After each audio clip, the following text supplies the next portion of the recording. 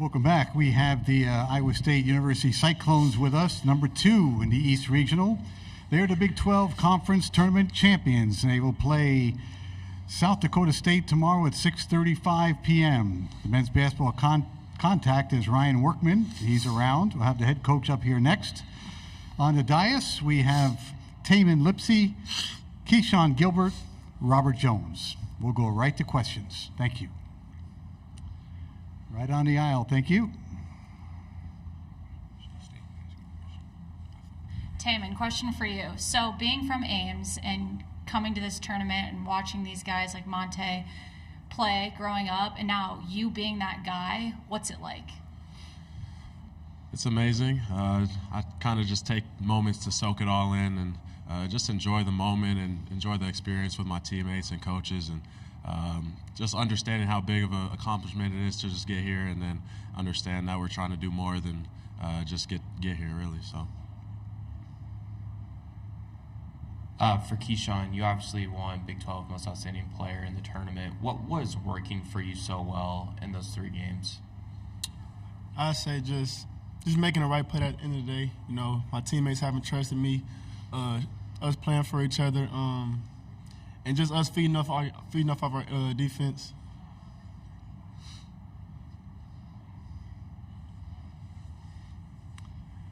On the aisle, thank you. For any of you guys, Coach Otzelberger has done a great job of bringing in transfers every year, and you guys gel so well. How does that happen, and how are you guys able to play so well on the court and have the success you've had with a lot of new guys each year? Robert, go ahead. Yeah, he just, it's a credit to him, credit to the coaching staff. He recruits great guys with great characters, and there's just a bunch of guys on this team this year that want to gel with each other. The togetherness is a huge part of the team this year, and it's one of our staples as a program, so probably just a credit to him and who he brings in, and then just a credit to all the people that are on the team, just being great character guys who want to gel together.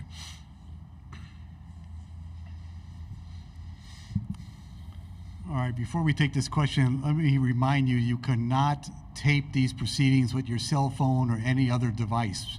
Please adhere to the rules. Thank you. Go. Hey guys, welcome to Omaha. Defense may not be quite as flashy as some teams that score 90 points a game, but what has defense done for you this particular season? We'll start with Taman and just go down the line. Go ahead. Yeah, defense is our number 1 focus on the court, and obviously we translate that into our offense, and that helps us to score with fast break points and things like that. But just taking pride in our defense, and knowing that not all teams like to play defense, but we're one of those teams that enjoys it, and we like to get after people and make it harder for them. Kind of building off what he said, just taking pride in it, knowing we can win ways on the offensive and the defensive end is a great thing that we have, and yeah, just he said most of it. I like the quote the best that says defense wins championships, and I like that because even on a night where the ball's not falling for you on the offensive end, as long as you can continue to get stops on the defensive end, you'll end up winning the game, because if they can't score, you'll win the game, because eventually you'll make a shot. Front row. For either of you 2 guards, when you think back to the beginning of the season to where you guys are at now, how much of the 2 of you together kind of evolve your games to play off of each other effectively? Keyshawn, start us. I mean, I feel like both of us pretty unselfish guards. You know, we want to see our teammates eat. We want to eat it ourselves. So feeding off each other, that's easy, because I like to see him make shots. He likes to see me make shots. So it just gel pretty good. Yeah, I'd say, we just spent a lot of time together. We were roommates in the summer for a short period of time. So just bonding at the start, and just learning off of each other, and helping each other when we're on and off the court, and just learning the other person's game has gone well throughout the year, and now that we're in postseason, we're like locked in, and we know each other's ins and outs and everything, and that helps us win games.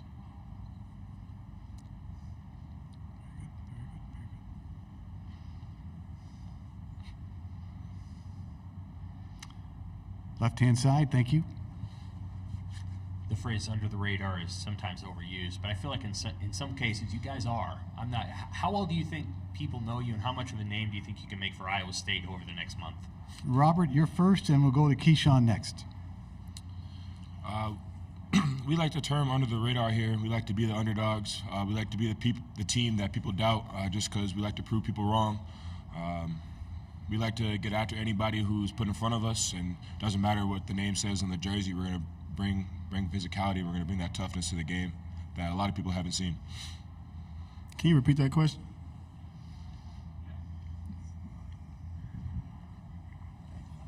Yeah, under the radar is kind of overused, but it does feel like it's true for your team. What kind of name do you think you can make for Iowa State over the next month? I mean, I just feel like we could prove to everybody that we could really pretty much compete with anybody in the country. And I really wouldn't say it's proving people wrong. I say it's proving our habits and our work that we put in right. Okay. Anything else for the Cyclones of Iowa State? Okay, gentlemen, thank you very much for your time. Thank you. Best of luck tomorrow. Head coach will be up here at 2:20. Thank you. Good job. Thank you. Good luck. Good luck.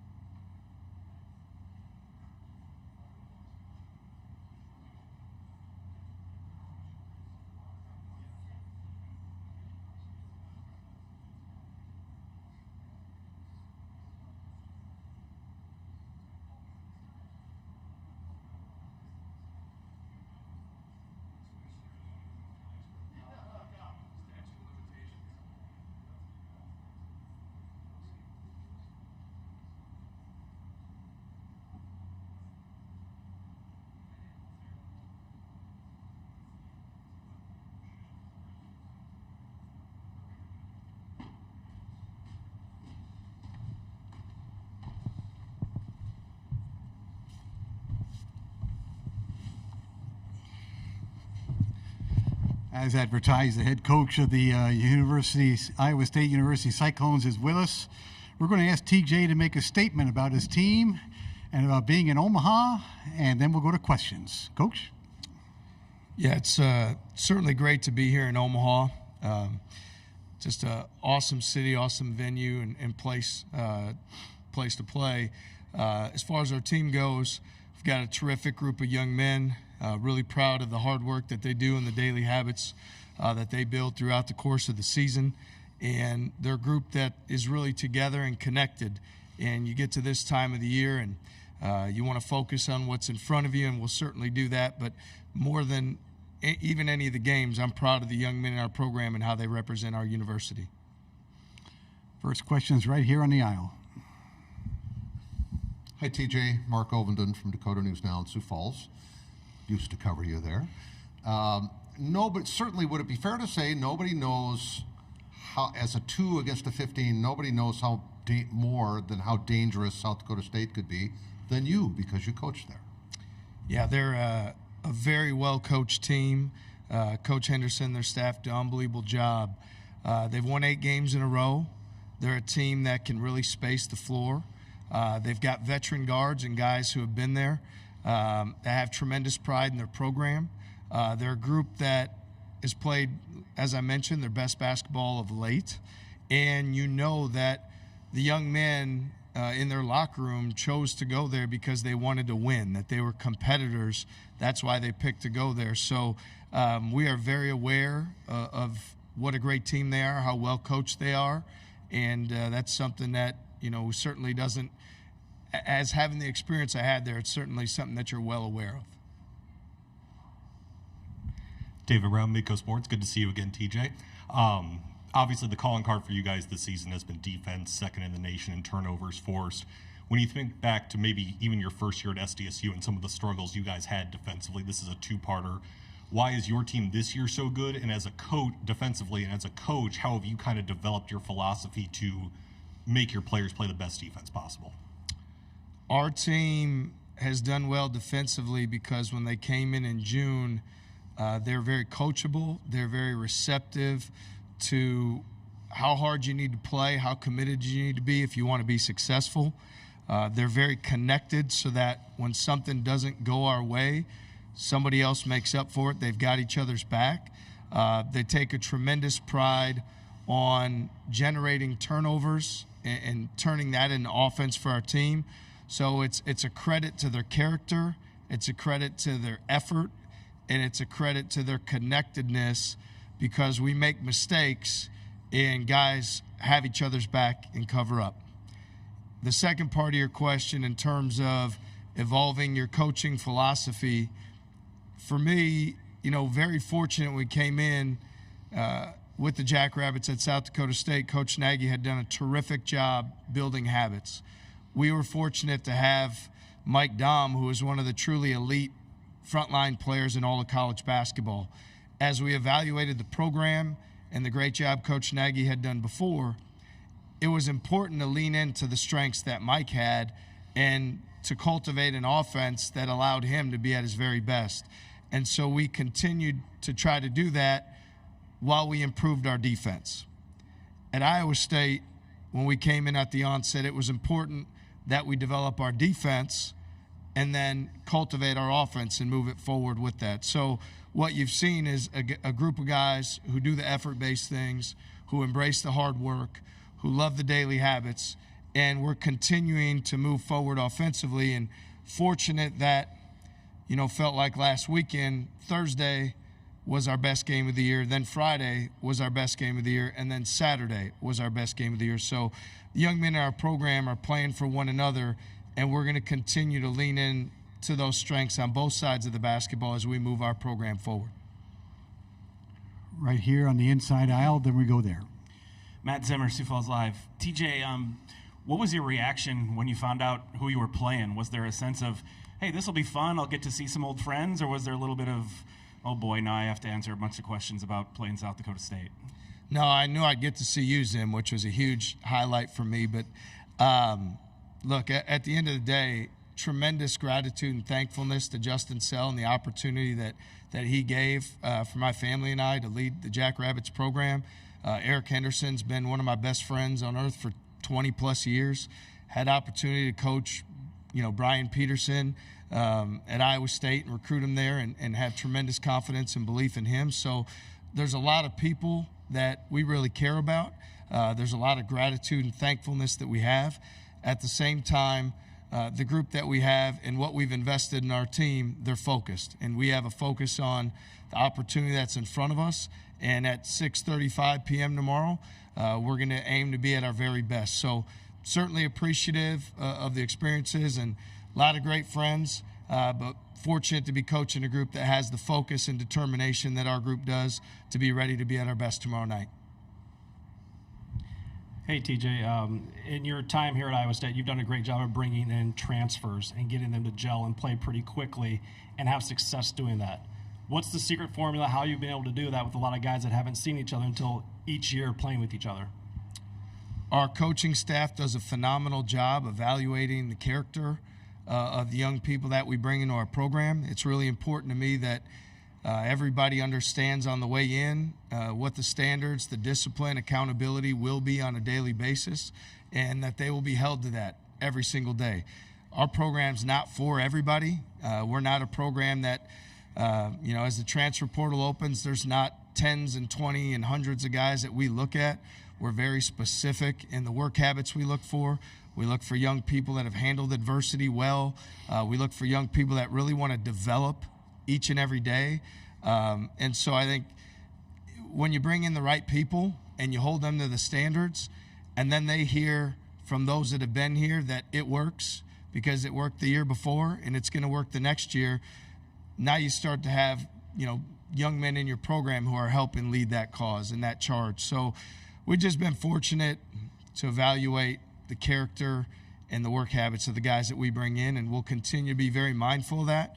We're not a program that sells a whole lot of fake dreams or makes promises. It's more about do the hard work, show up every day, be a great teammate, put yourself in this process and challenge yourself to be your best in all areas every day, and we'll continue to find those guys that want to be part of it and be successful with them. We're under 5 minutes to go. We have 2 questions up. Go, please. Hey, Coach, I wanted to ask you about 2 mentors that you worked for. They're both in the NCAA tournament, Fred Hoiberg and Greg McDermott, what you learned from them. And then the second question is, I don't think you coached him, but Baylor Shireman is somebody you recruited to SDSU. 5 years later, has he become the player that you thought he was going to become when you recruited him? Yeah, first with Greg, a lot of gratitude to Coach McDermott. He had recruited me out of high school, was the first coach that recruited me my sophomore year of high school, and fortunately he probably had somebody on his staff that told him better so that he didn't make the recruiting mistake and bring me to play for him at Wayne State. But Greg's meant a lot to me. He's given me a lot of opportunities. I worked his camps when he was at Northern Iowa. He's continued to be a close friend and somebody that, he believed in me and gave me a chance to come be an assistant at Iowa State far before my resume ever warranted an opportunity as such. So very grateful to him. In terms of Coach Hoiberg, we were just texting even yesterday.